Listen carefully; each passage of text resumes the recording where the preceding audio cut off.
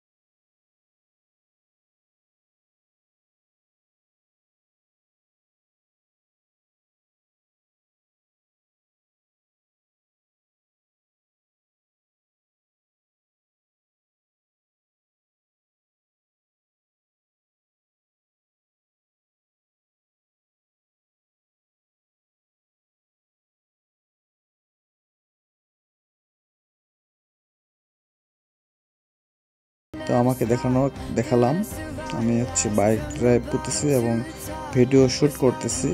একসঙ্গে দুটি কাজ হচ্ছে, যেটা আমি দেখাচ্ছি এই যে বাইকে বসে। তো আমরা এই সামনে যাচ্ছি, দেখতেছি আলুর বাগান, আলুর চাষ, কলার গাছ অনেক রয়েছে। এদিকে হচ্ছে সাগর কলা, মালভোগ কলা, তারপর হচ্ছে আঠিয়া কলা যেটাকে বলা হয়, যেটার মধ্যে অনেক বীজ থাকে, সেই কলাটি ওখানে আছে। বাঁশ দিয়ে কাজ করতেছে। আমরা গ্রামের কাছাকাছি চলে আসছি। সামনেই বিষ্ণুপুর বাজার। বিষ্ণুপুর বাজারে একটি একটি অনেক পুরনো মন্দির রয়েছে, যেটা আমি দেখাবো। তার আগে আমরা চ্যানেলটি সাবস্ক্রাইব করে রাখি প্লিজ, যেন আরও এরকম ভিডিও দেখতে পারি। সেই জন্য অবশ্যই সাবস্ক্রাইব করে রাখতে হবে। নেক্সটে আরও সুন্দর সুন্দর স্থানের ভিডিও আমি নিয়ে আসবো চ্যানেলে, যেগুলো দেখে আপনারা অনেক হ্যাপি থাকবেন। তো আমরা এগিয়ে যাচ্ছি, এগিয়ে যেতে যেতে সামনের দিকে চলে আসলাম। দেখুন গ্রামের পরিবেশ। কাঁচা রাস্তায় নামে গেলাম। কাঁচা রাস্তার পাশে পুকুর রয়েছে, গাছপালা রয়েছে। এই পুকুরে আবার মাছ চাষ করা হয়। এখানে বিভিন্ন ধরনের মাছ, পুঁটি মাছ, ষাঁটি মাছ, তারপরে মাগুর মাছ, অনেক ধরনের দেশি মাছ চাষ করা হয়। এই যে হাঁসগুলোকে চাষ করা হয়, হাঁস ডিম পাড়ে। এখানে কিন্তু সবগুলো বাড়িতে হাঁস এবং মুরগি চাষ করা হয়। গ্রাম বলে কথা, গ্রামে সব ধরনের গবাদি পশু পাখি পালন করা হয়ে থাকে এই গ্রামগুলোতে। বিষ্ণুপুর গ্রামে যদি কখনো দিনাজপুরে আসেন, অবশ্যই বিষ্ণুপুর গ্রামে আসার চেষ্টা করবেন। এখান থেকে আপনারা হাঁসের ডিম খেয়ে যেতে পারবেন। হাঁস আছে, দেশি গরু আছে, যেগুলো আমাদেরকে দুধ দেয়। এখানকার গ্রামে যদি চায়ের দোকানে যান, খাঁটি গরুর দুধ দিয়ে আপনাকে চা খাওয়াবে, যেটা খেতে অনেক ইন্টারেস্টিং লাগবে এবং অনেক টেস্টি হবে। তো আমরা এগিয়ে যাচ্ছি সামনের দিকে। সামনে এগিয়ে যায় আপনাদেরকে দেখাবো একটি পুরনো বটগাছ দেখাবো। সঙ্গে থাকুন শেষ পর্যন্ত। তো আমরা এগিয়ে যেতে যেতে সামনে কিন্তু একটা অনেক সুন্দর স্কুল ছিল, যেটা আমি ভিডিওতে নিতে পারি নাই, যেটাকে বলা হয় দীপশিখা স্কুল। সেটা অনেক সুন্দর এবং মাটি দিয়ে তৈরি। আর দীপশিখা স্কুলের পাশেই পুকুরটা রয়েছে। এই দীপশিখা স্কুলের ওপরে একটি গাছ, যেটাতে হচ্ছে সুন্দর ফুলের গাছ, কৃষ্ণচূড়ার গাছ। তো দীপশিখা স্কুলে বাঁশ এবং মাটি দিয়ে দোতলা স্কুল তৈরি করা হয়েছে, যেটা হচ্ছে দীপশিখা নামে পরিচিত এই এলাকায়। আর এই পাশে যেটা বললাম বিষ্ণুপুরে এই মন্দিরটি রয়েছে। আপনারা বিষ্ণুপুর আসলে এই মন্দিরটি দেখতে পারবেন। যারা হিন্দু ধর্মের রয়েছেন অবশ্যই আসে এই মন্দিরটা দেখে যেতে পারেন। তো আমরা ভিডিওটি শেষ পর্যায়ে চলে এসেছি। আমি যেগুলো জিনিস দেখালাম এই ভিডিওর মধ্যে অবশ্যই একটুকু হলেও ভালো লেগেছে।